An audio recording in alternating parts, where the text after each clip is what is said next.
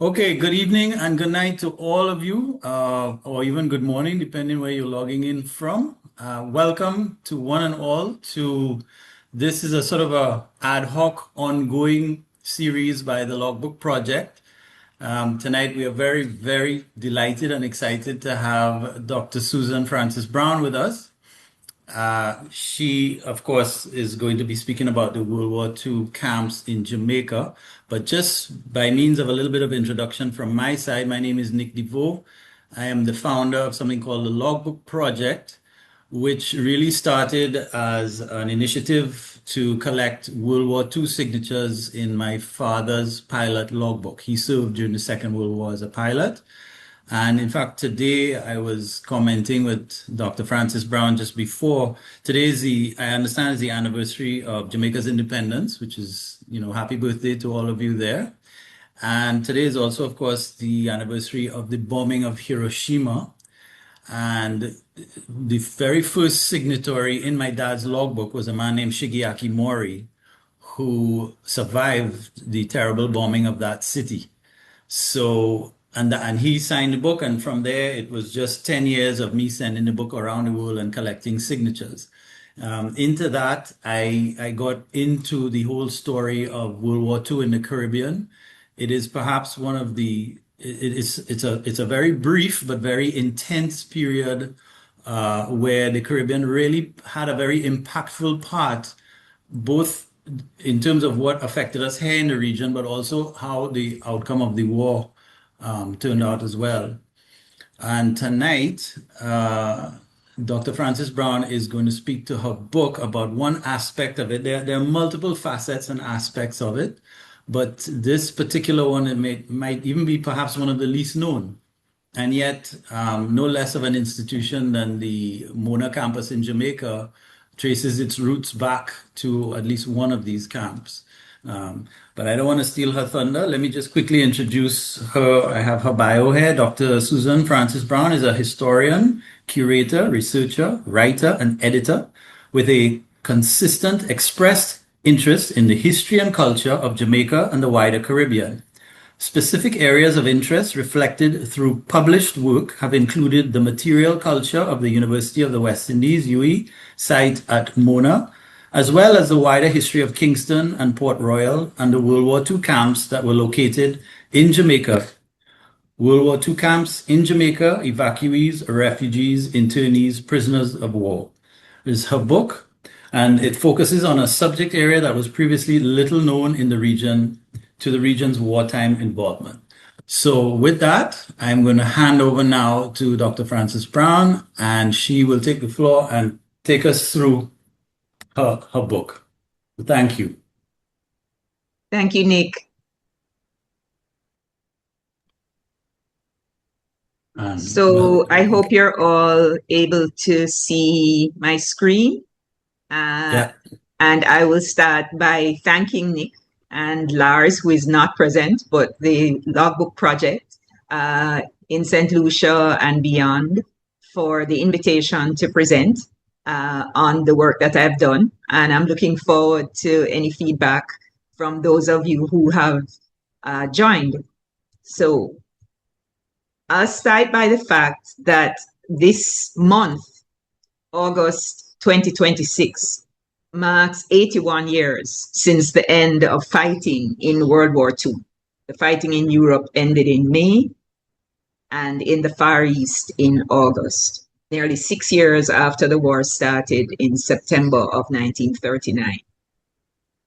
Gradually, scholarship is accumulating to wear away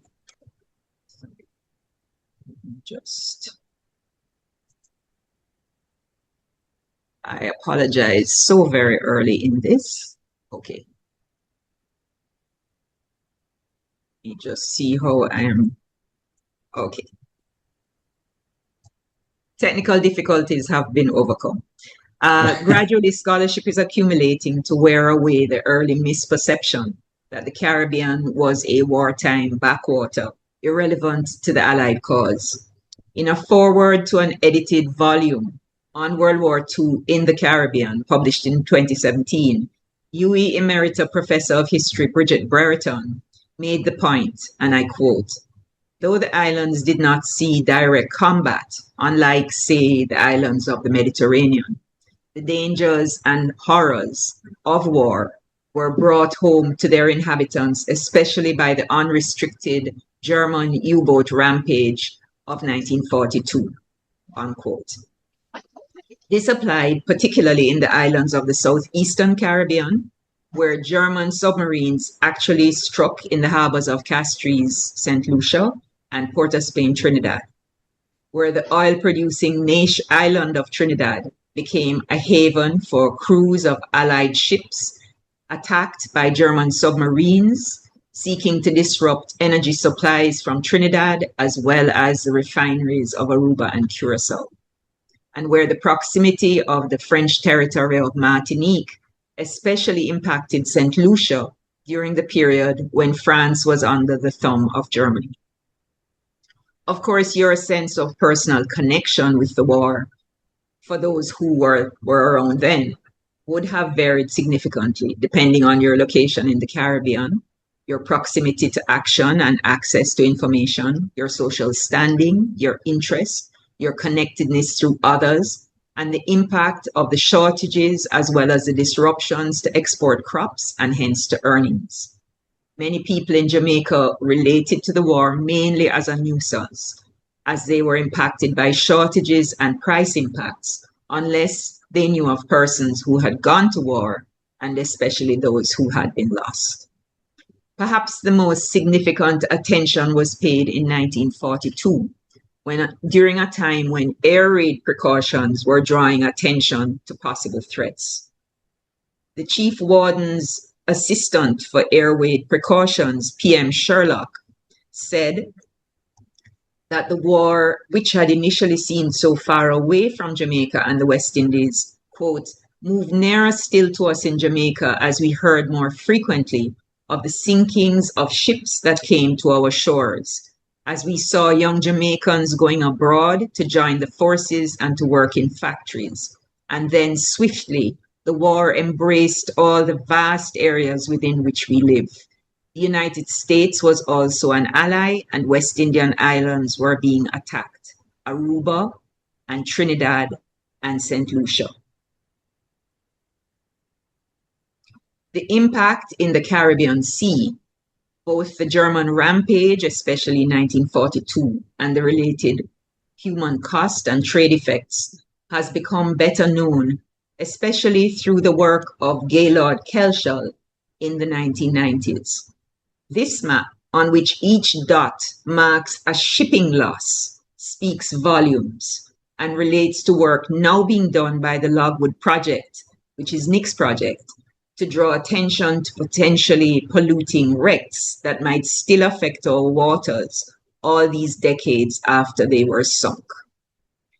But the story that I will tell this evening relates to another aspect of World War II's contribution, which has left little footprint. It relates to wartime camps established in Jamaica, which held thousands of white Europeans from both sides of the war, both evacuees and refugees from fighting in Europe on the Allied side, as well as their enemies, German and other Axis nationals, either civilians interned as security threats simply because of their nationalities, or merchant mariners and soldiers or sailors prosecuting the war. While most of these persons were brought in from a variety of sources and a relatively few interned locally, there is a regional aspect to this story of the camps in Jamaica. This map is showing where those regional, what I call incomers, those regional persons who actually ended up in Jamaica came from and what their various groups are. The key on the left actually speaks to which group they came from. So Jamaica was one of two locations in the British West Indies where such camps were established. So before we focus in on Jamaica, let me just briefly touch on Trinidad. As early as June 1940, Trinidad's governor, Sir Herbert Young, told the Legislative Council there that the island had a population of fewer than 500,000 people, but some 10,000 allied, neutral, and foreign aliens and scores of naturalized British citizens. In 1942, when the Dutch asked for refugees from Europe to be temporarily hosted in Trinidad en route to Dutch territories, Colonial Office responded that Trinidad was grossly overcrowded, with over 1,500 seamen rescued from ships sunk in Caribbean waters, in addition to British and American service personnel. You'll recall that the US got bases in Bermuda, Bahamas, Jamaica, Antigua, St. Lucia, Trinidad, and British Guiana on 99-year leases as part of the Destroyers for Bases deal inked in September 1940, while America was still officially a neutral party in the war. But to get back to Trinidad, in July 1943, officials said there were 3 camps operating in Trinidad: a prisoner of war camp, a rest camp, and an internment camp with some 51 internees and 34 detainees of all nationalities, including women and children. The internment camp, Camp Rented in the St. James section of Port of Spain, held many persons who had fled Germany during the rise of Nazi power, ahead of or soon after the war was declared. When they were first interned in 1940, they were initially held on 2 small keys off Port of Spain, the men on Nelson Island, the women and children on Caledonia Island. A lot of research on the arrival of German and Austrian individuals and families in the Caribbean fleeing the Nazi regime has been undertaken by a scholar named Christian Quick, who has chapters on this topic in 2 books, one with Verena Muth. So to focus for a moment on this map showing regional transfers to Jamaica, interned enemy aliens from 4 Caribbean locations were sent to Jamaica for safekeeping within the male internment camp in Kingston as early as October 1939. So the enemy aliens are those are coming from countries. There's those kind of brownish colored blobs. So Belize, Bermuda, Trinidad, and Guyana, which was then British Guyana. Also in long-term detention in Jamaica were 230 German sailors transferred from Curacao. These are now in the green boxes. And 84 transferred from Bermuda in 1940 and 1941, respectively. In addition, and this is the blue triangle over Curacao, a small number of persons from Gibraltar arrived in Curacao and requested transfer to Jamaica to join other refugees there, so other evacuees there. So these are persons coming out of the rest of the Caribbean into the camp environment in Jamaica. So in World War II camps in Jamaica, I looked at 4 wartime camps and their populations at the extent of interface with the local population and at what remains and why so very little remains. And these are the 4 camps, and you'll see that they're in 2 sections that I'm going to be talking about this evening. Of these, 1, and this is the one on top, Gibraltar camp, the civilian camp, is an evacuee and eventually also a refugee camp. It's run by the British Colonial Office in Jamaica. It's not a military camp. It's run for British colonial inhabitants evacuated from the strategically vital colony of Gibraltar. So Gibraltar camp also eventually housed mainly Jewish refugee populations. These are people who were taken by ship from Spain and Portugal, having run out of places to evade German persons seeking to put them in camps. The other 3 camps, these are the ones that are under military. So the male internment camp at Upper Camp, the women's internment camp at Hanover Street, and the married family camp. These other 3 camps were internment camps. And in the case of the male camp, also a detention, or what for a time was called a prisoner of war or POW camp. And these were all under military or police oversight. They were established to imprison persons considered to be a security risk in time of war. Their populations included crews captured at sea and initially classified as prisoners of war, though many were German merchant mariners carrying out essentially military naval orders. Men and eventually women locally interned as enemy aliens, were a second group in these camps. And then also German and Italian civilians interned as enemy aliens in West Africa and sent to Jamaica for safekeeping. I mean, that kind of is a mind-blowing thing to think about.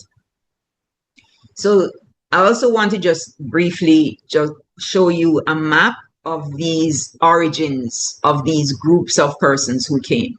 So the first arrow at the top is the prisoners who were detained at sea. We're going to talk about all these groups a bit more. The second arrow that you see there with coming out of Vigo in Spain and Lisbon in Portugal are the refugees. These are mainly Jewish, but not only Jewish refugees, most of them from northeastern or northwestern Europe. And then we have evacuees from Gibraltar, and that dashed line that goes to Malta is because there was a plan for more evacuees also to come from Malta. And we'll talk a little bit about why that didn't happen. And then the last set, or the furthest south in my map, are the internees from West Africa. And you'll see that people came from Sierra Leone, they came from the Gold Coast, which is now Ghana, they came from Cameroon, and they came from Nigeria. And these were all parts essentially of British West Africa, or areas under British mandate, where persons, German and Italian persons considered enemy aliens, were interned in 1939 or 1940, and then they were brought to Jamaica. So we're going to start with Gibraltar camp. Now, of all of the camps established in Jamaica, all of the camps established in Jamaica were by administrative decision. There was no reference to the nascent representative system or the local population. Now, you might expect that would be the case in relation to the closed camps, the camps under military control. But it was the case even in relation to the evacuee camp for fellow British colonials from Gibraltar. At one time, this camp was anticipated to reach a population of several thousands. The decision to host the Gibraltarians was made in June of 1940, and a surge of construction-related activity is what attracted public attention to the fact that this camp was going to happen. And the Gleaner newspaper carried a story in September and others in October, which indicated what was planned and gave details of the camp for public consumption. This was not an internment camp. Residents could come and go within limitations, but because they were required to live in the camp and accept other restrictions, and because the camp was not open to visitors, it was termed a semi-internment camp. Those of you who have been to the UWI Mona campus, entering through the post office gate or the Irving Hall gate, will have been within the bounds of Gibraltar camp. And the name is actually memorialized in the main road names in that area, Gibraltar Way, that goes from between Irving Hall Gate and the Post Office Gate, and Gibraltar Hall Road, which runs perpendicular to that road. A few of the old weather-beaten wooden barrack-style structures still remain, and it was actually these buildings that piqued my curiosity and started my journey of discovery in relation to the camps. Gibraltar Camp was the colonial government's response to an appeal for help accommodating thousands of Gibraltarians evacuated from their tiny fortress home at the mouth of the Mediterranean Sea for strategic wartime purposes in 1940. A small number, mainly better off, went to Madeira. Thousands were sent to Britain for transfer to Jamaica while the camp was being built. But eventually they stayed in the UK. This is up to 11,000 people, though not all 11,000 had intended to come to Jamaica. They stayed in the UK under the bombing that devastated London, as authorities were unwilling to take the chance of sending them across the North Atlantic waters infested with German submarines, especially after the torpedoing of some vessels carrying civilians, including interned Italians and Germans interned in Britain being sent for internment in Canada. Those Gibraltarians who reached Jamaica came in two vessels that sailed directly from Gibraltar in November and October of 1940. And the two clippings that you see on the screen relate to the arrival of those two groups. 1,100 were packed together in a troop ship that arrived in late October, and then another 400 in a smaller vessel that arrived a couple of weeks later. And I should add that, there are newspaper reports that show that Catholic schoolboys and girls helped to make the beds at the camp, and Jamaicans came out on the sidewalk and cheered for them when they arrived. The camp had been built on 2 levels at Mona, and the Gibraltarians occupied the upper level with its accommodation, dining halls, church, recreation hall, commissary, workshop, police and fire facilities, hospital, schools, and facilities for the Roman Catholic priests and nuns who were involved in managing the facility at the request of the Gibraltarian government. If it sounds like its own township, that is essentially what it is. In fact, the Catholic newsletter at the time called it the largest Catholic township. The few children in the population who were planning on continuing their education beyond lower secondary level were able to attend local Catholic schools. Others remained in school in the camp, and outings were sometimes arranged by various groups. It should be noted that the population was mainly young Gibraltarians, persons under 18, and their mothers, and then older women and men. So that it was quite a sort of, the population had quite a range, but not much middle, if you understand what I mean. The very striking notice on the left was printed in the local Gleaner on several occasions and made it very clear that local people were not welcome in the camp. Camp was secured with barbed wire fencing, was guarded by police and by a machete-holstered gateman, and Jamaicans were discouraged and even prosecuted for seeking to enter without authority, and permission was very rarely granted. There was plenty of space.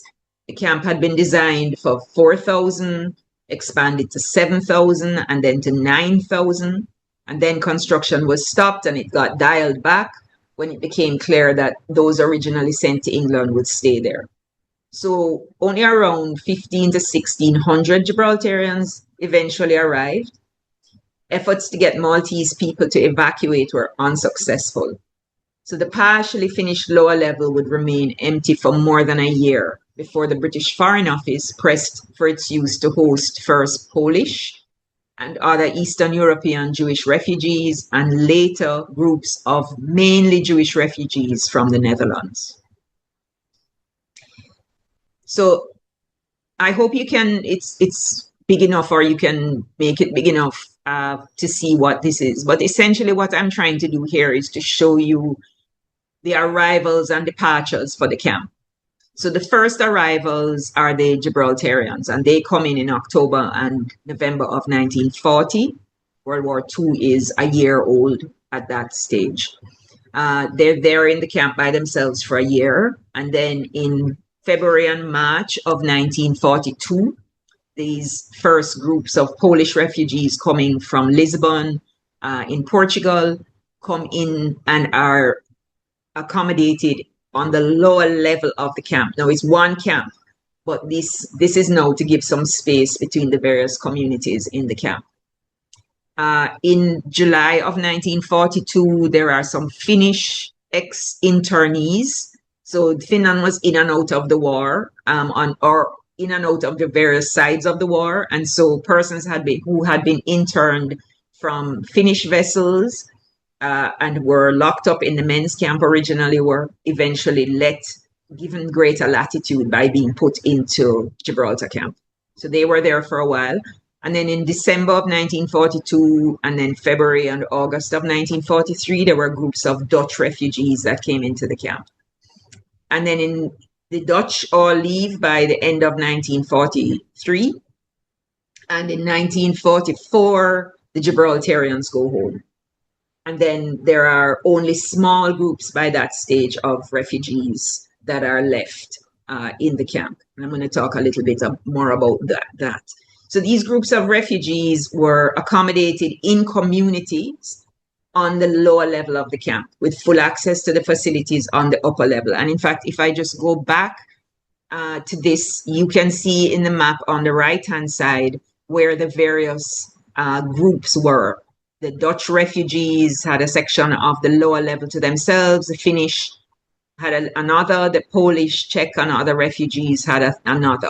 And then we'll talk about the Mona family camp, which is sort of in that northern area in a little while. One of the Polish refugees, Miriam Stanton, who actually published a memoir on her family's escape from Europe, described Gibraltar camp as, quote, a bustling and lively little town. She goes on to say, we were completely self-sufficient. We had schools, a hospital, shops, offices, a police station, even a lockup. There was always something happening, concerts, weddings, fights, scandals, and unfortunately funerals as well. We had beautiful gardens. Everyone tended his own patch. And a few other Gibraltar camp refugee residents also published memoirs or wrote unpublished documents for their family purposes. And these have been really helpful in helping to kind of give a feel, a sense of the camp and the relationships within the camp.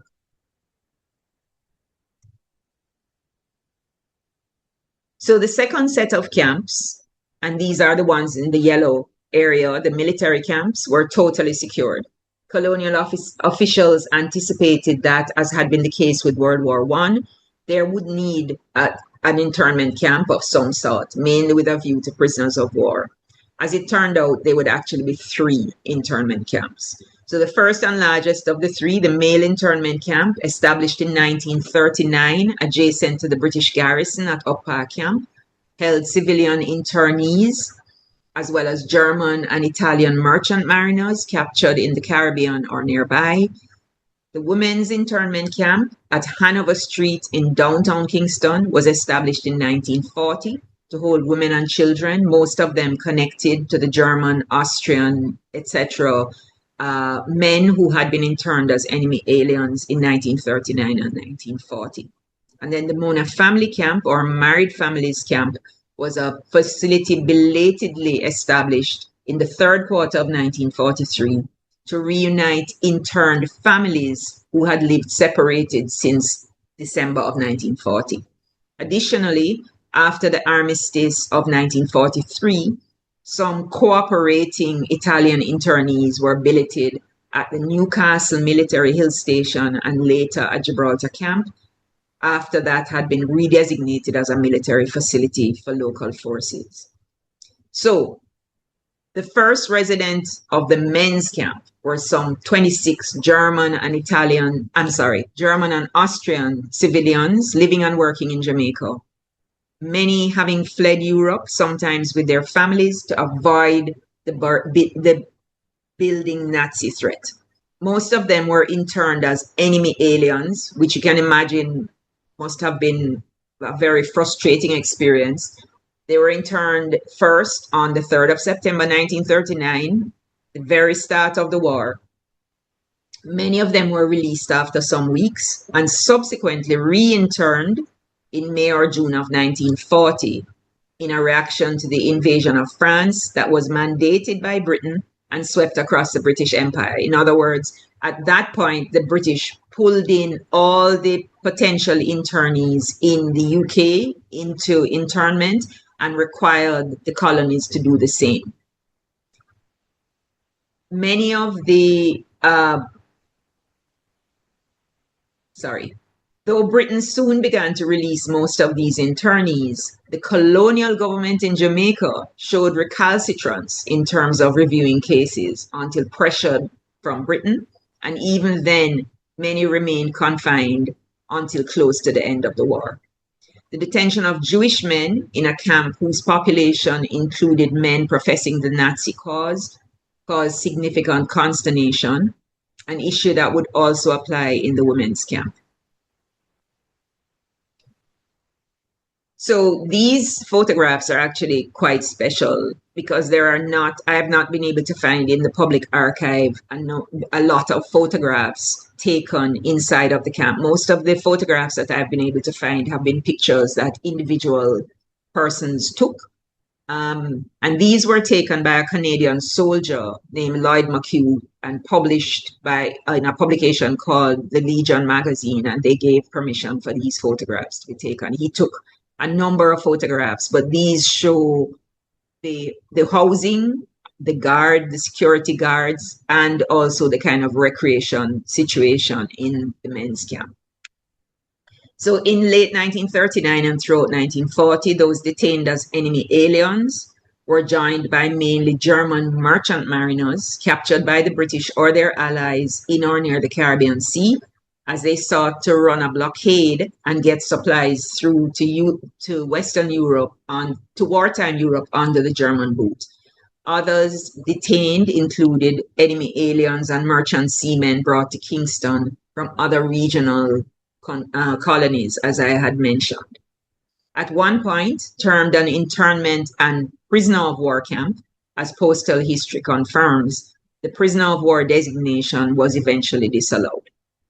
In December of 1940, the camp would receive its single largest intake. Some 430 German and Italian civilians interned in British West Africa and sent to Jamaica due to logistical and security considerations. The camp numbers actually would climb over 1,100 men in late 1943, after which the numbers began to stabilize, with hundreds of men spending more than 5 years behind the camp's barbed wire fences. In 1941, a women's camp was established in downtown Kingston.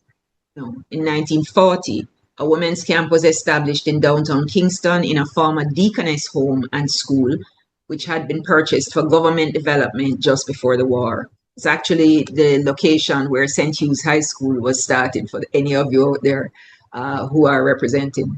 The first residents of the repurposed site, now surrounded by a tall barbed wire fence and with constant armed patrol, included the wives and families of quote-unquote prominent local Germans.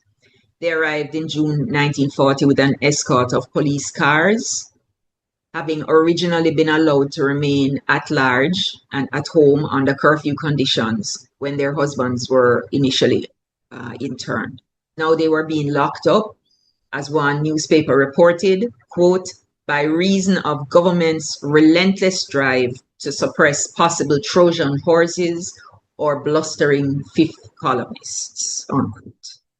6 months after the first detentions in December 1940, the camp population was swollen by 78 German and Italian women and 39 children. These were the ones coming in from West Africa, where they, along with their husbands and fathers, had been among hundreds interned in Nigeria, British Cameroon, Gold Coast, and Sierra Leone.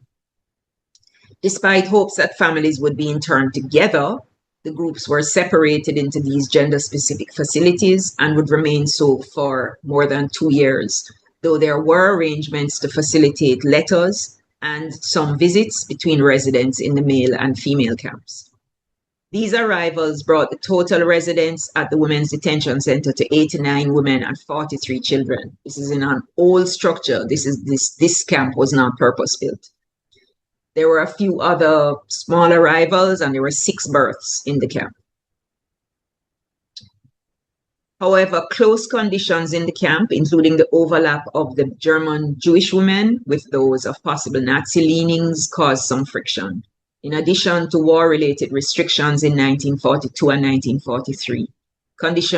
Complaints actually reached the German government, which threatened to equalize treatment of women and children interned at 2 European camps, causing reconsideration in Jamaica of original decisions not to house the married families together.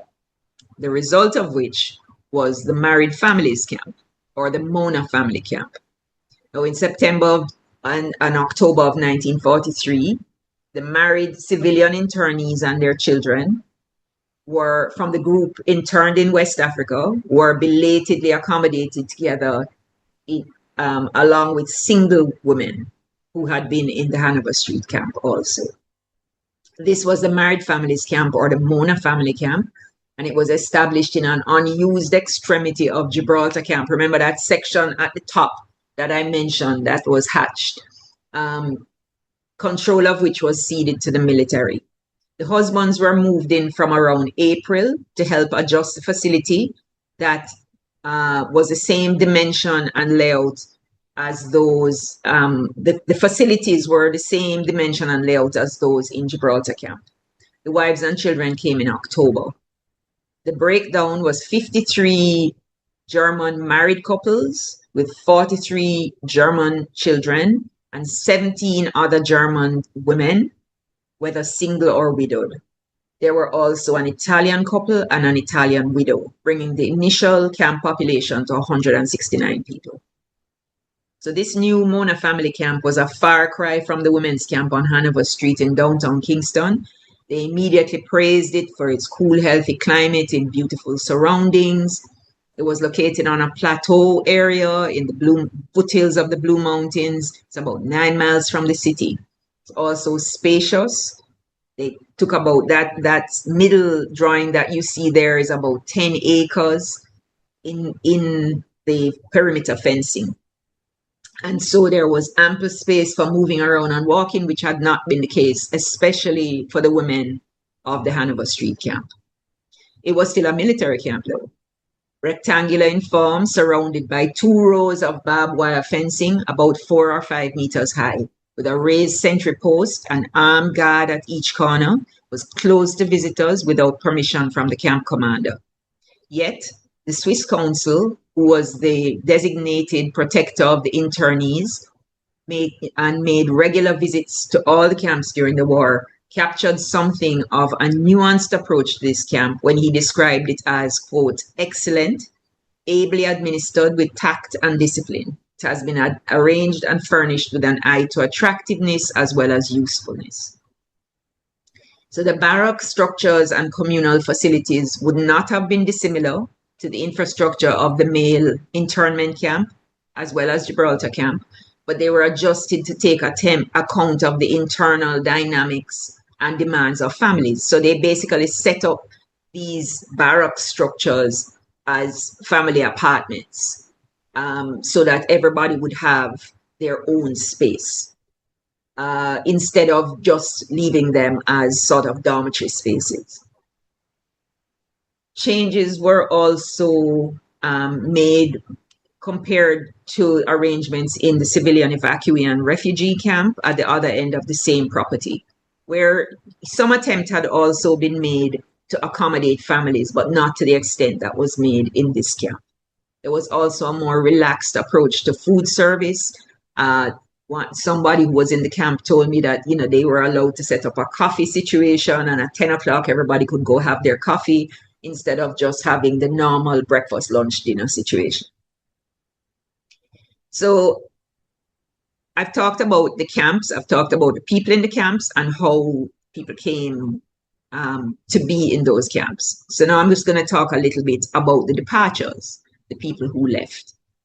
The colonial government in Jamaica, this ship actually is the ship, the SS Duchess of Richmond, which took the Gibraltarian population en masse in October of 1944 back to Gibraltar. And I should add that in addition to the other people who had actually come, there were close to 100 children, Gibraltarian children who had been born in Jamaica. And there are actually a couple of them that I know, and they're very proud of their ID cards, which state that they're Gibraltarian but Jamaican born. So the colonial government in Jamaica had made it very clear from the start that all incoming groups would have to leave as soon as they could or be repatriated at the end of the war. Refugees, communities of individuals supported by their government in exile or by international aid groups such as the JOINT, the American Jewish Joint Distribution Committee, mainly sought out visas to permanent locations such as the US, Venezuela, or Cuba, depending in part on family or job connections. So a lot of people were looking to go where there were people who could guarantee their arrival and support a case that they should be given a permanent visa. Those of the Dutch who hadn't found such visas by the end of 1943 were moved on to Dutch colonies, usually Curacao or Dutch Guyana, which we now know as Suriname. The few Eastern European refugees who were left, who had been unable to find visas when Gibraltar camp finally closed in 1947, were dispersed to accommodation in Kingston. This was literally a handful. The Gibraltarian evacuees, as I mentioned, were returned home en masse in October of 1944, with the exception of a few young men who had joined a military auxiliary group called the Pioneer Corps and who therefore had to remain until the end of the war. A few of these actually married Jamaicans, as did at least 2 young women in the camp. Of the German and Italian civilians interned in West Africa and brought to Jamaica in December of 1940, a few found visas and moved on after the war. A few more married Jamaican women. Most were repatriated some months later. A few would return and build lives and businesses in Jamaica, and there are a couple of Italian examples in particular of that. The men and women interned in Jamaica as enemy aliens were eventually released, some from 1942, some later, and many returned to their lives. Indeed, several went on to become naturalized British citizens, many remaining in Jamaica for a number of years after, some permanently, and some eventually moving on. The merchant seamen and others brought in as prisoners remained in the internment camp until they could be repatriated, some having spent up to 6+ years in confinement. And some of these were quite young men who were in there. And one of the challenges, in fact, just to mention, was that there were a number of concerns about mental health in the internment camp, with people just getting depressed, even though there were many efforts to have a lot of activities and sports and so on. And there was no requirement to work, even though they were encouraged to work. There was actually a big farm attached to the male internment camp where a number of people worked either in agriculture or in livestock rearing, partly for their own benefit.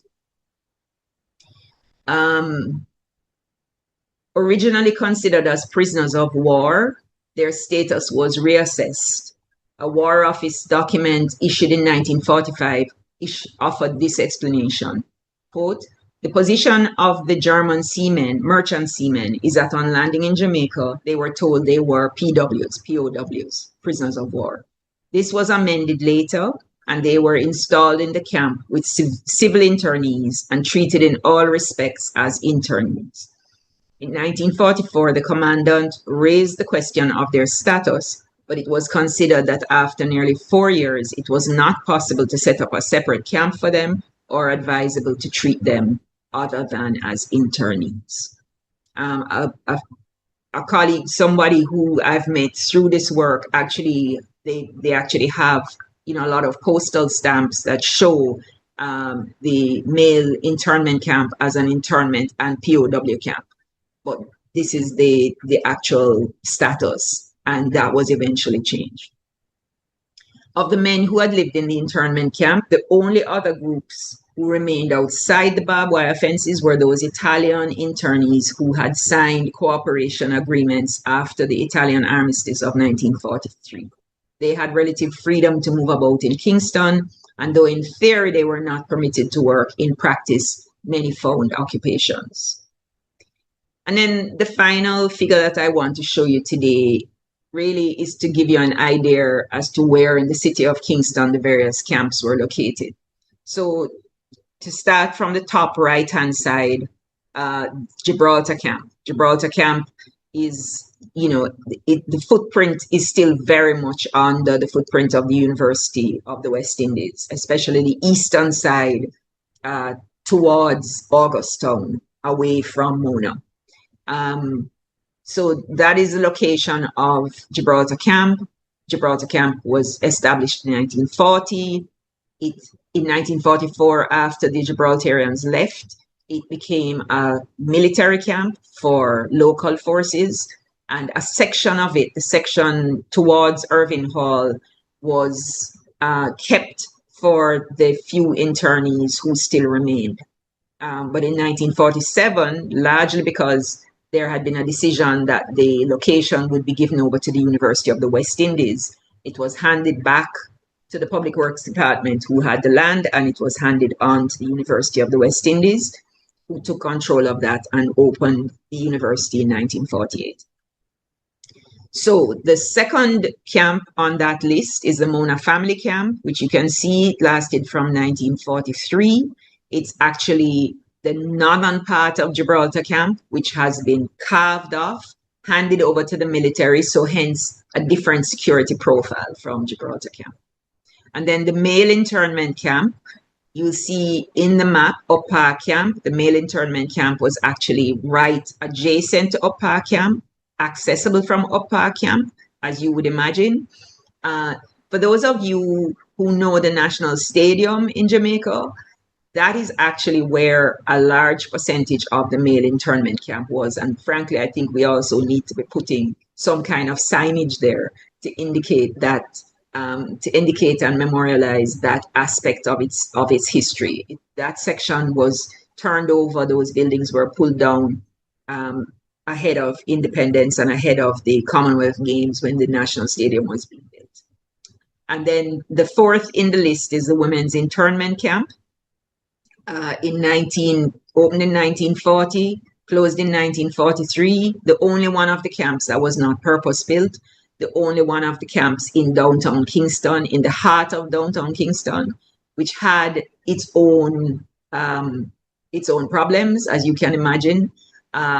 However, it's interesting because my friend Uwe Zitzer, who was he had been in the camp as a child, and he interviewed his sister, his elder sister, and his mother and father about their experiences of the camp and was able to share a great deal of that. He said, when they moved into the camp, the barbed wire was open so people could see into the camp, but they could also see out. And at some point, because of complaints from some of the women, the camp was enclosed in zinc. And so now the passers-by could not see into the camp. But on the other hand, the women could not see out. And he said it was one of his mother's greatest sadnesses that she could no longer see the life of the city. So a few of the weather-beaten wooden barracks buildings still lurk in the shadows on the eastern side of the UWI Mona campus. And heritage signs and a monument mark the location of Gibraltar Camp, where Gibraltarian and a literal handful, I think there were 5, Maltese evacuees were later joined by mainly Polish and Dutch refugees and lived out portions of their wartime existence. I'm just going to put up a picture of the book cover, and the reason I'm doing this is mainly for the picture on it. And this is actually the picture of the gate into the Gibraltar Camp. This is very close to the what's now the Irving Hall gate. And you can see on the left-hand side of the picture one of those warning notices that nobody is allowed into the camp. You can see the gentleman who was the gate man, who some of the Jewish refugees, when they came, were concerned that he had a machete, and I think concerned at the notion of being in a camp.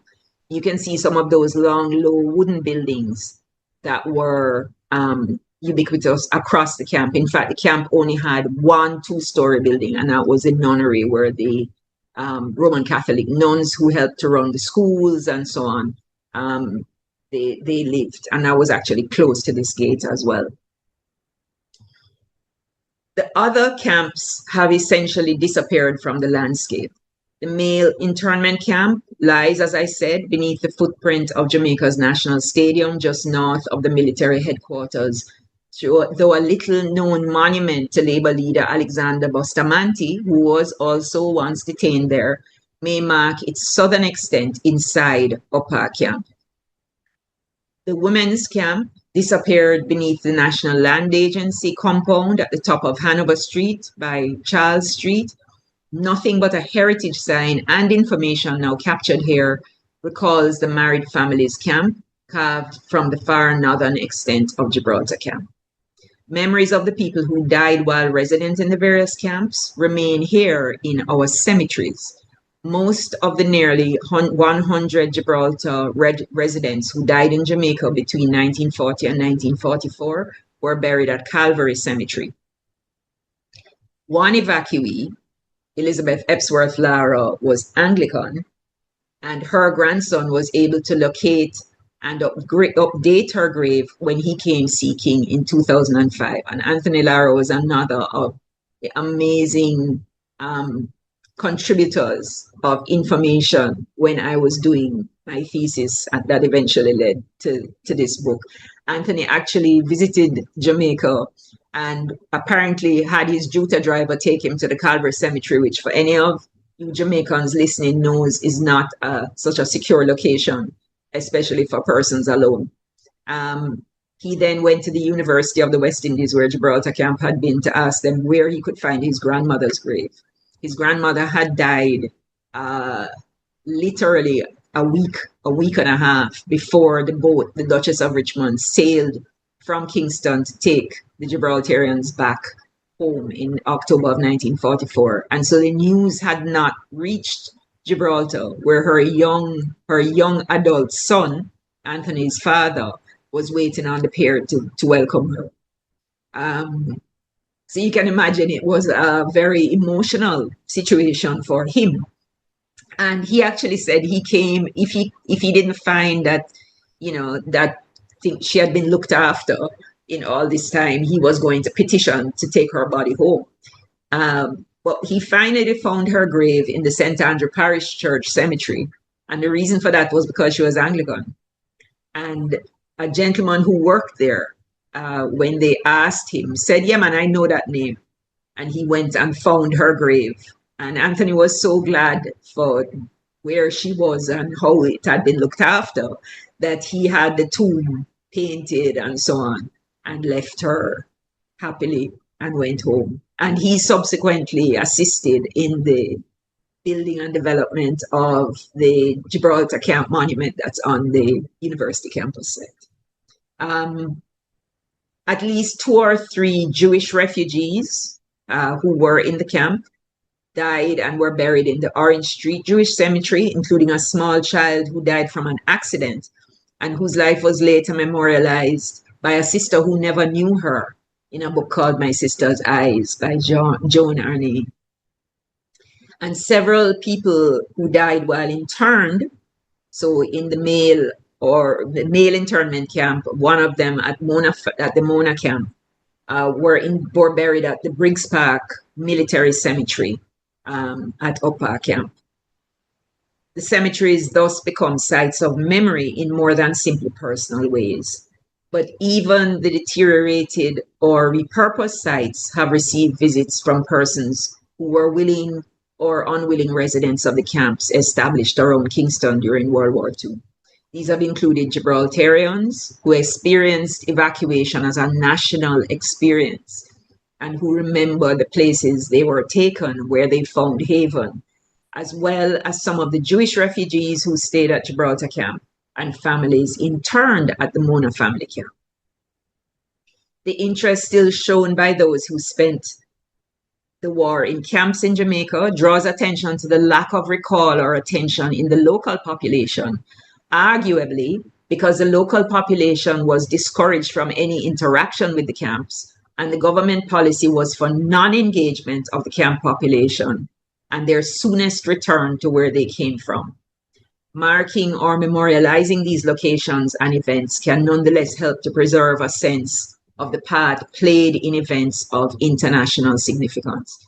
As I mentioned to you, there was actually threats to 2 camps in Europe from the German government because of the way in which the German internees were being treated at Hanover Street in Jamaica. It's a very small example, but there are so many ways in which the Caribbean connects to the world. Thank you for your attention. Before I stop, I would just like to acknowledge and draw your attention to some others who have helped to illuminate aspects of the Caribbean and especially the formally defined British West Indies to World War II. And these include academics and authors like Gaylord Kelshall, whose work on the U-boats in the Caribbean has been vital in understanding the extent of the war which was waged in our seas in 1942.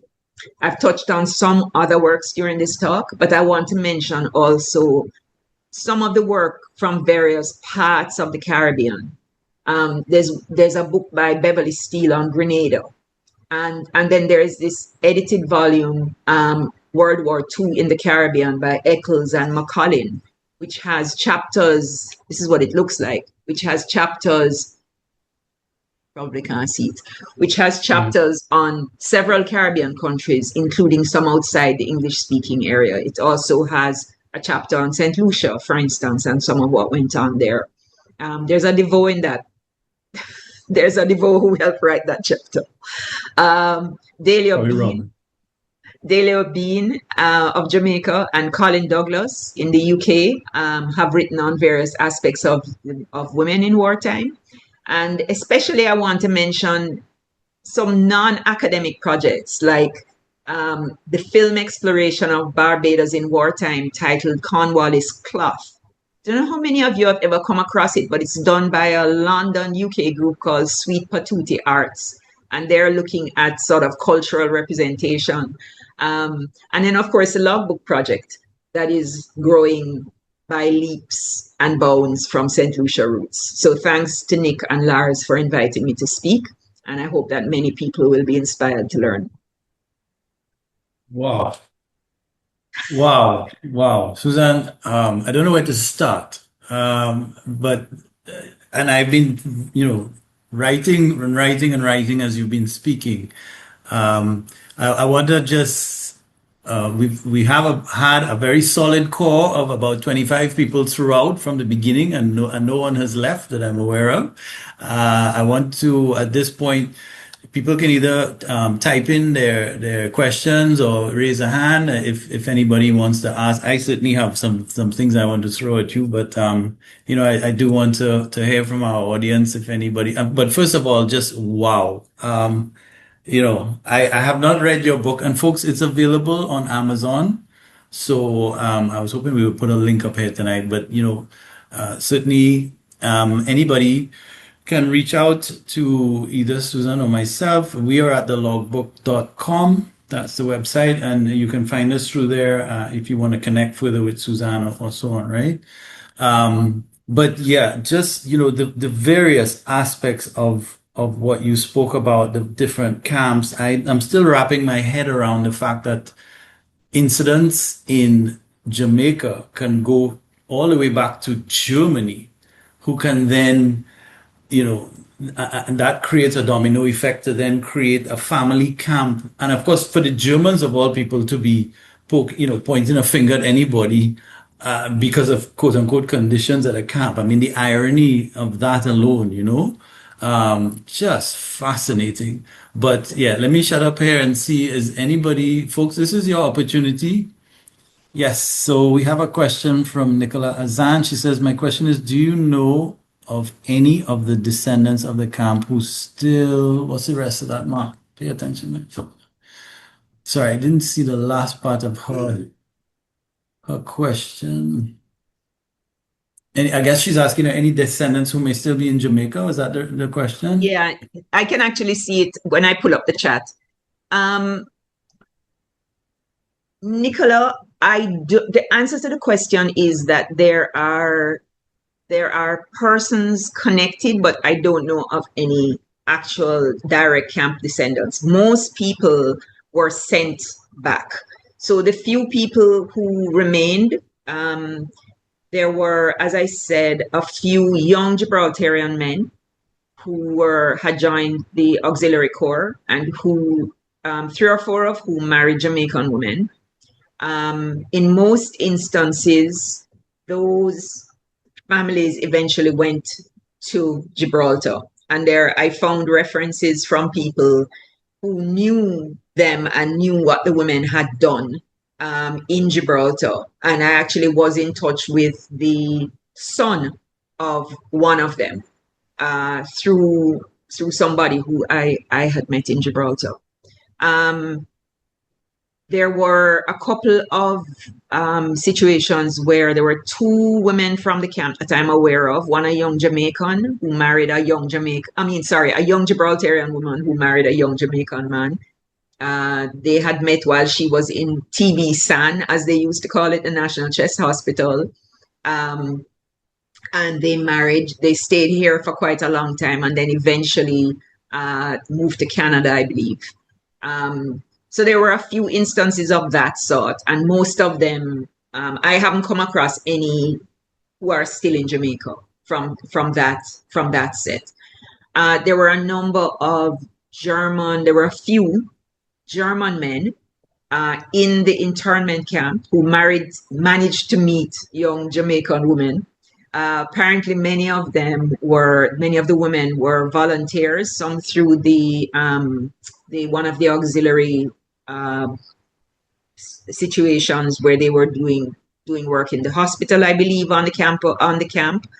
But perhaps one or two also who were working as in the stenography pool on the camp, and they ended up marrying, and that provided an opportunity for these men to stay in Jamaica. And for a number of years, that was the case. I know of one who eventually, I think, his daughter was either Cayman or the Bahamas. So people, in the normal Jamaican fashion, eventually migrate, but there were a number of those sorts of cases. My friend Uwe said knew people. He knew at least one or two instances of Jamaicans who married a German cook, a Jamaican woman who married a German cook, and they were apparently people who his parents knew and continued to be the case for some years after. So there were a fair few instances despite the attempts to prevent it.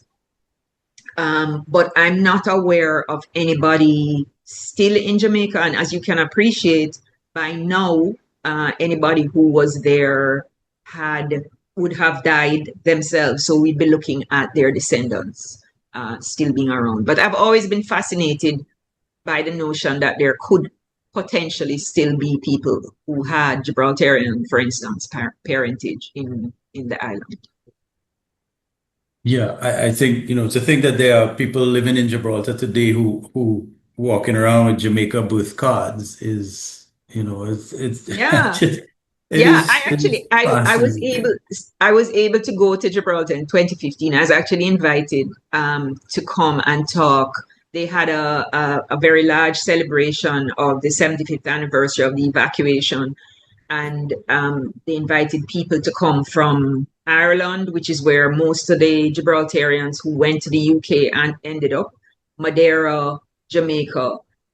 These are the three places where most Gibraltarians ended up during the war, and they're all commemorated in Gibraltar, I might add.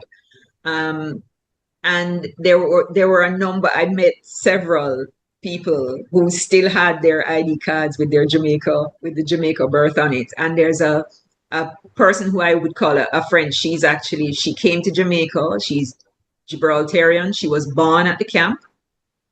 That's actually a really interesting story. That map that I had of the Caribbean and the people who were sent from various parts of the Caribbean into Kingston. So one of the people who came into Curacao after he was released from work in Gibraltar was her mother's boyfriend, who became her father, well, obviously, let me not go there. He came to find her mother, and they got married in what was then the Roman Catholic Church, which is, for any of you who has been at UWI, the old library, which was where the Roman Catholic Church was. And they married there, and Aileen was born there. There are images of her there, and she brought her daughter some years ago and her two grandchildren to visit and to show them the camp, the place where she had seen the light of day. She was born actually at Jubilee Hospital, and she was, I think, probably 3 when she actually left and went back to Gibraltar. And she's one of those who has that ID card with Jamaica on it. Brilliant. Just fascinating. Is Yui Zitzo still with us or passed away? Yes, and I had mentioned this to him, but I suspect that he wasn't able to make it. But he's somebody who has been very, very interested in his whole story. So he was actually born in internment. He was born when his parents were working his father was working at a banana plantation in British Cameroon when the decision was taken to intern all these enemy aliens. And they were sent, he and his dad and his mother and his elder sister, were sent to Nigeria and kept in camp there. And then eventually they were sent to Jamaica. So he would have been a tiny baby when he came to Jamaica. Wow. And he spent his first, I guess, couple of years in the Hanover Street camp. But his memories are of the Mona family camp. And his memories are of running wild, barefooted in Jamaica. And he and his sister, his late sister, came to Jamaica and visited, and we went around and saw places that, he remembered, including places like Carib Theatre and so on and so forth in Kingston. And the interest is there. There is a great deal of interest out there. So he was amazingly helpful. A lot of the maps and schematics showing how the camp was laid out and so on. He did using his own information, but also old maps that he had got or his parents had got from other camp residents. Just amazingly helpful. He also helped through one of his friends with translation of some of the German documents, because that's another of the interesting things. It's really where you get the information from. And for me, it was not only the traditional sources in the archives in terms of the government records and so on from the British, but also the newspaper records, which are contemporaneous with the period and absolutely vital. Oral records where you can find them. But unfortunately, for me, when I was starting to do this work, you're starting to be at the top of the band in terms of people who can tell you anything. Because a lot of the people who were in the camps and so on had died. But I had people like Uwe, people like Ines Baker, who she was one of the Dutch refugees who came in, and she actually went to St. Andrew's High School in Kingston, along with another Dutch refugee. And so she had stories of the camp. I was able to be in touch with people who had done memoirs. There's a man called David Cohen, who unfortunately has died, but he had a memoir of the Dutch experience. And he remembered Ian Fleming visiting the camp and was able to provide a photograph of that. So Anthony Lara, he came looking for his grandmother at his grave, and who was so amazing in terms of reaching out to other people in Gibraltar. Aileen God, there are just so many people of that ilk who, you kind of come to meet, some of whom are still around, some of whom are not. One of the fascinating ones also was a man called Leo Fabricius, who was Finnish. He was he was a cabin boy. He had been taken off a ship in Kingston Harbor at a point when Finland was on the wrong side of the war. And so he was in the internment camp as a young man, along with another crew of Finnish men. And I knew of him. I heard his name, and I got in touch with someone who knew him. And he was able to kind of get in touch with him and ask questions via Leo's wife. Leo was 90 at the Nice. time. This is several years Wow. ago. Right.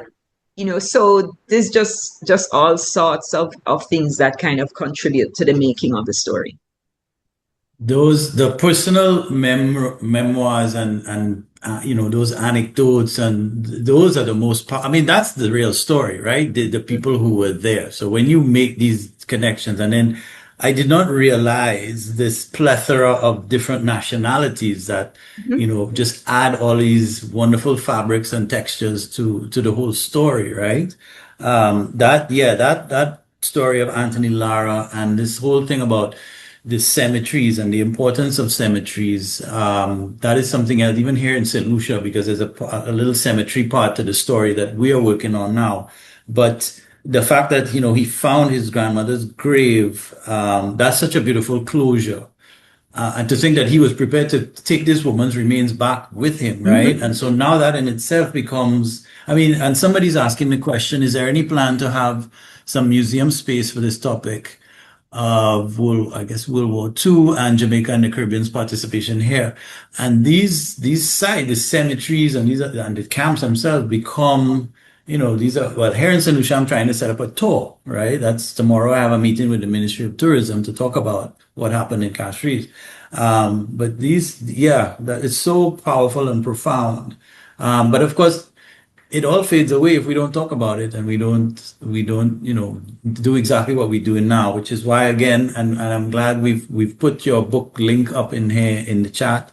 I certainly will be adding a copy of it to my collection because yeah, it really, really, gosh, Suzanne, you've touched on so many other things. One thing, and then this thing about that ship, the Duchess of Kingston, taking everybody back in literally in one boatload, right? There's an interesting story which, when I first asked you to do tonight, and you very graciously agreed, there's one story that I actually first read of at the museum in Washington D.C. The Jewish Holocaust Museum, where there was a ship called the MS St. Louis. You know the story? Mhm. Arrived a German ship that left out of Germany and arrived in Cuba in 1939 in May, which is a good 5 months before the war starts, Mhm. right? 937 Jewish refugees. They are turned away by Cuba, turned away by the Americans, and turned away by Canada, and end up going back to Europe. Eventually, 254 of them end up back in Europe and end up dying in concentration camps. Mhm. And that's before, while, all of these things then begin to play out. So it just shows you how uncertain all of this timing was. It struck me too when you had up that the time frame of most of the arrivals. Mhm. It's really 1942 and into 1943, and you already had the graph up at the beginning. That is when the Caribbean was the worst place to be on a ship. Mhm. Literally. In fact, it is documented that at one point in the summer of 1942, the Caribbean had the highest rate of ship losses in all theaters of the war. Mhm. Mhm. Which is, yeah, as you said, this is what we are working on now. So, the refugee story, it's land-based, but it's also ocean-based. And so it just adds another amazing facet to this whole discussion and what you've Yeah. captured here. Yeah. The story of the Germans interned, released, and then interned again. I mean, that is so frustrating, for Well, that them. actually links back to some of what you were talking about in terms of the St. Louis, because Mhm. um, these are people who, some from as early as 1933. There were, I have actually done a little bit more work on the people who were here in Jamaica, who came to Jamaica uh, to try and work, live. Some of them came to try and become naturalized British citizens. This is ahead of the war, but after the Right. Nazis are beginning to be firmly in place in Germany.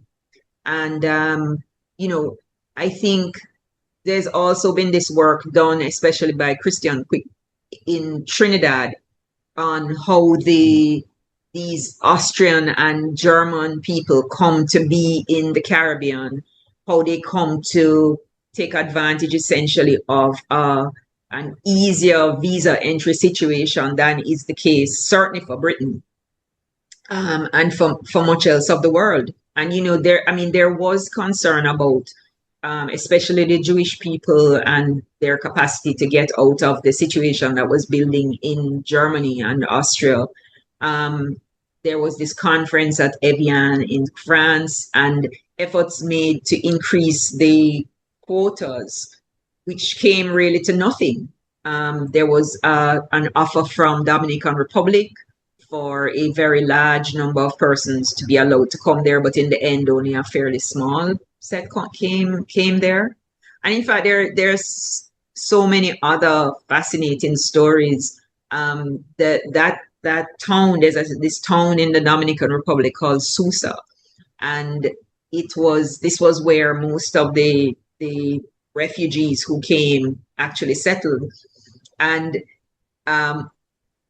Uwe told me that when they left, when they didn't get repatriated to Germany, his father was able to find work. His father was an engineer. He had been working in Cameroon, and from Jamaica, he was able to get a visa for them to go to the Dominican Republic and work, instead of having to be repatriated back to Germany. And they actually visited that town. He says he remembers going to that town as a child. It was like a Sunday outing. It was at the beach, and there were all these people who had, German bakeries and German restaurants and so on and so forth, where you could get all of this stuff. So it's really interesting sometimes how you kind of come at things sideways and you get insights into things that you really weren't even expecting. I just wanted, I see Suzanne Shirley appreciate the comment, but I also just wanted to answer Tracy. I don't know of any plans to create museum space around the World War II. It comes up in various ways. We've done an exhibition I used to work with the UWI Museum, which has been around for about since 2012. And it's a small space and really dedicated to the history of the university community, but also the legacies that feed from behind what became the university, including the site of the University of the West Indies at Monam. And so we did an exhibition on the World War II camps, a brief one some time ago.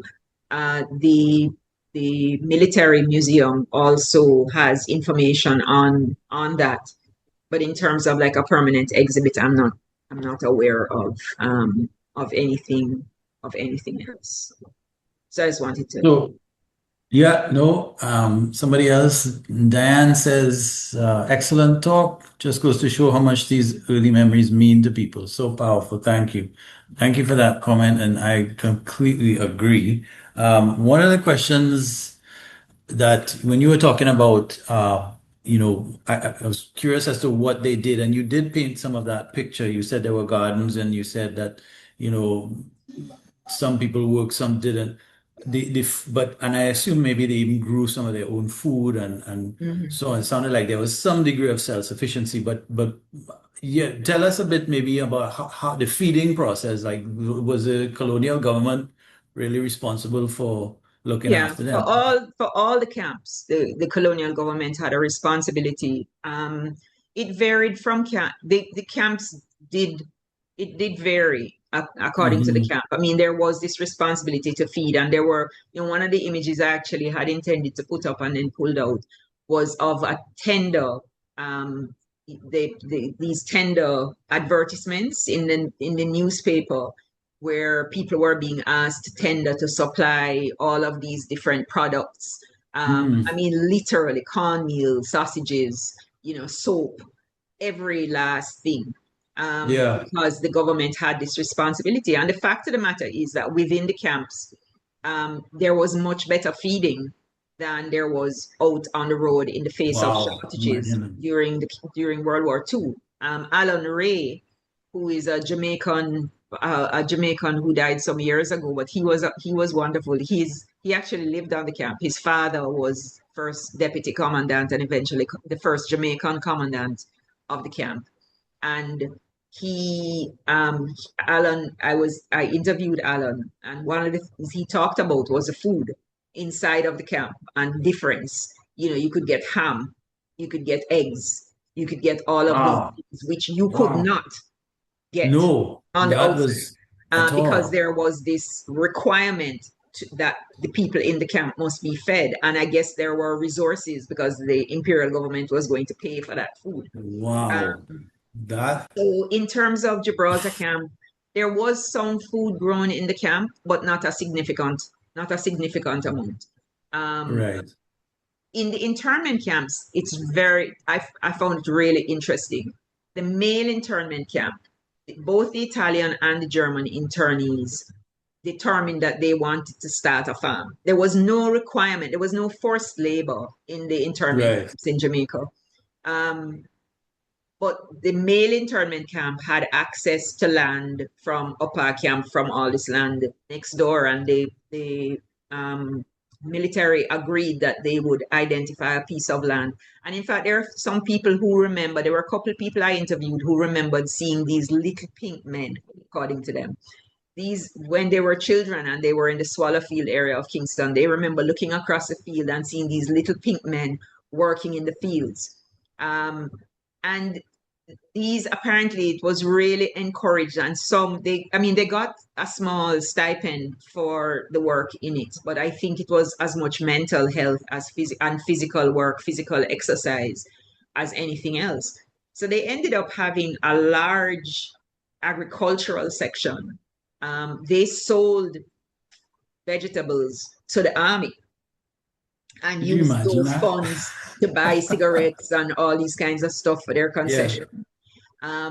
But they also supplied their own kitchens. And then they started a pig farm.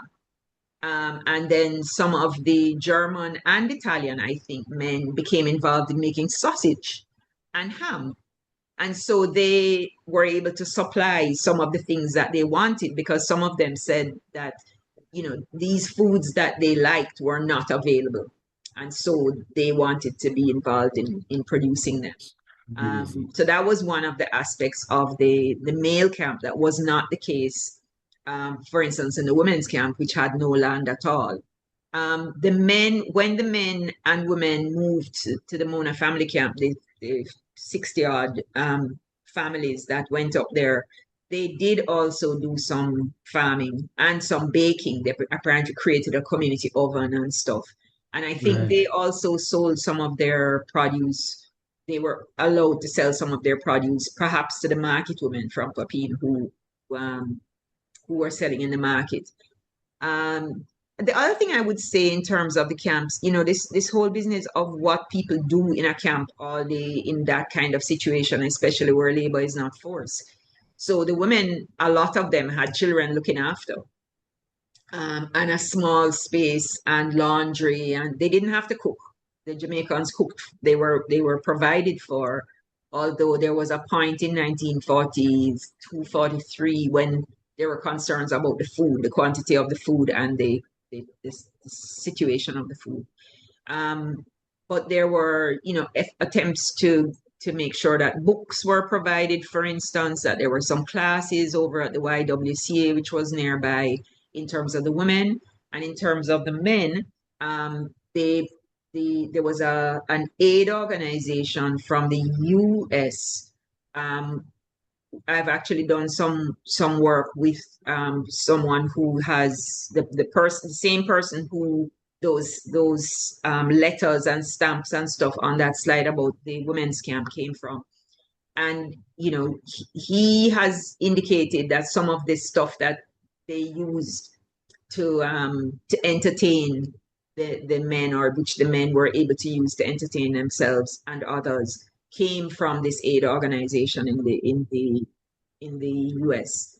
But they were able to have orchestras and choirs and football teams, and they did a lot of sports. There was a lot of books, more German than Italian.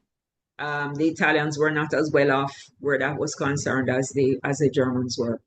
But these were all things that there was an effort to kind of keep people active, because definitely depression, especially after a very, very long period of time, would have been an element. Yeah, fascinating you spoke about some of them being there as long as 6 years. Yes, yes. Um, Because some of them just were there after the war finished. The colonial government refused to let them out until they could be repatriated. And so the war ended in August, September of 1945, and some of them were mhm. still there at the end of 1946, waiting on ships that could take them home. And Wow. for the internees, they needed ships that could take women as well as men. And so that also caused some challenges in terms of that. Yes, a lot of people don't realize that after the war, you had, massive displacement populations all over. And so shipping, yeah, it took my dad a good year to get home, just waiting, just to Mm-hmm. get a spot. And he won. So yes, that was the logistics now of sort of sending everybody back. Just absolutely amazing. You spoke to about the newspapers. What I have found in the research that I've done out here and in Trinidad, heavy censorship on the newspapers at the time. So, well, now my angle again was in the shipping and the stuff, but amazing how, the real seriousness of the sinking ships was very much glossed over. Yeah. So, did you find that experience with Jamaica newspapers stories? It's yeah, I I haven't I haven't done sufficient of an analysis in terms of that to give you a proper answer. But one Mm. of the things I would say, I actually pulled up a quote, um, which I don't know if I can find right now. But essentially, in 1943, early 1943, then governor of Jamaica was a man called Arthur Richards, very, very autocratic governor. Um, Complained to the UK, was complaining to the colonial office in England about these natives who just, were so wanting to blame Britain and didn't understand how hard everything was and so on and so forth. And in a minuted note on his complaint, one of the colonial office people in Britain said that part of the problem is that the governors in the Caribbean have not sufficiently explained to people the dangers that are in place in the region. They want people to think that everything is going to be okay. Mhm, And mhm. so I think that was an interesting comment because even in terms of Jamaica, you don't have a sense of 1942 U-boats Yeah, in the yeah, yeah, Caribbean yeah. being the Mm. huge issue that it was. When you look at that map that Kelshal has of I the, think is that Maybe me? to mute. No, I'm not sure. We're just trying to mute.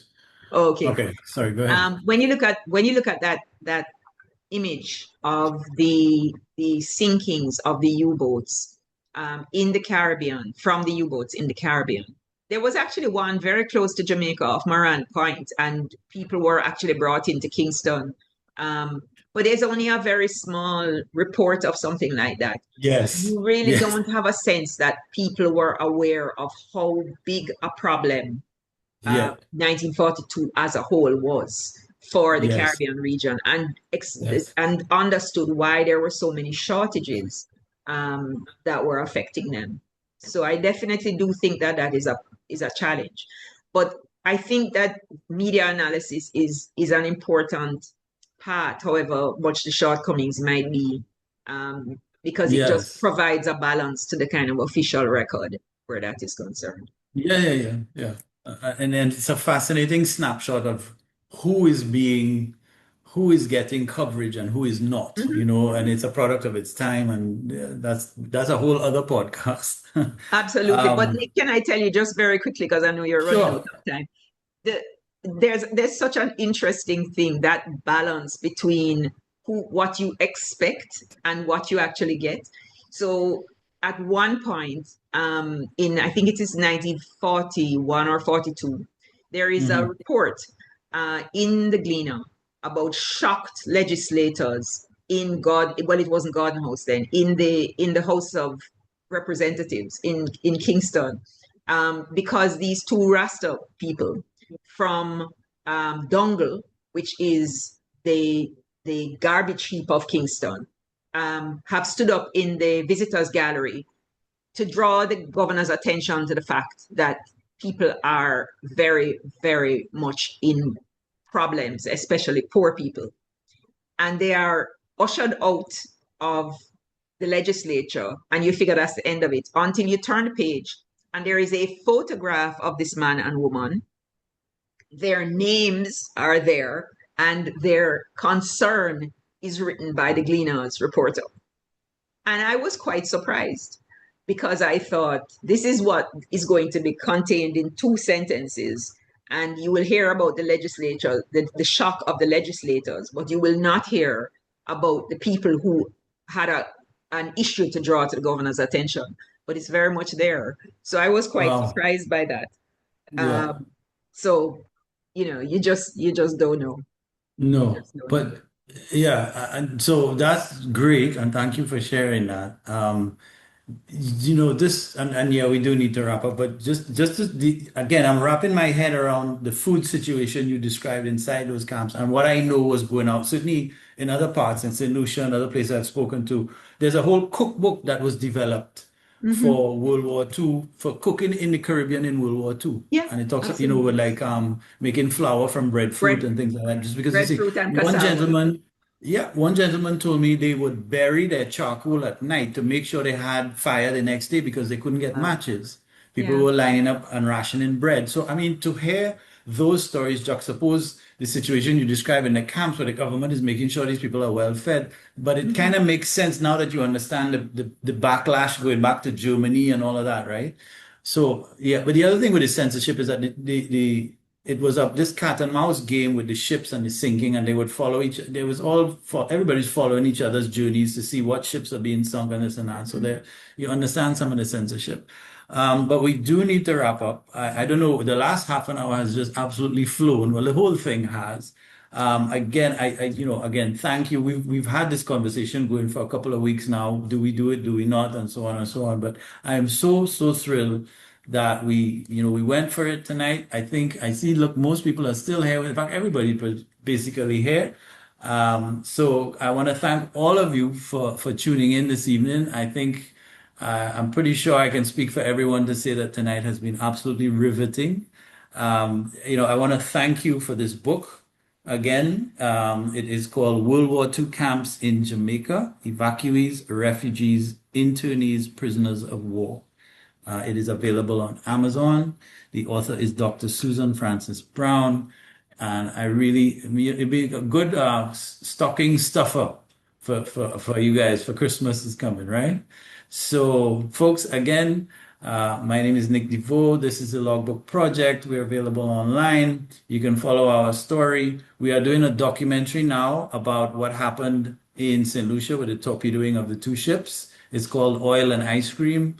Hopefully, it will be out in about a year's time, and it will touch on some of these aspects. And who knows, maybe even a brief recording from tonight will show up in there with the stories of these camps, because it's all related.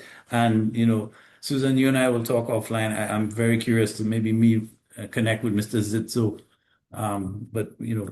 But again, thank you so much, everybody. Any parting words from you, Susan, before we say goodnight? Just thank you, and thanks to everybody who has stuck around and paid attention. And I really hope that in addition to just, talking about my own work, that those of you who are interested in this part of our history will also have gotten some various lines to various parts of research being done, both about Jamaica and about the rest of the Caribbean. So thank you very much. Thank you. All right, everybody, good night. I'm returning you back to your regularly scheduled program. Thank you so much for joining us. Good night, all. Good night. Mark, end the thing. End forward.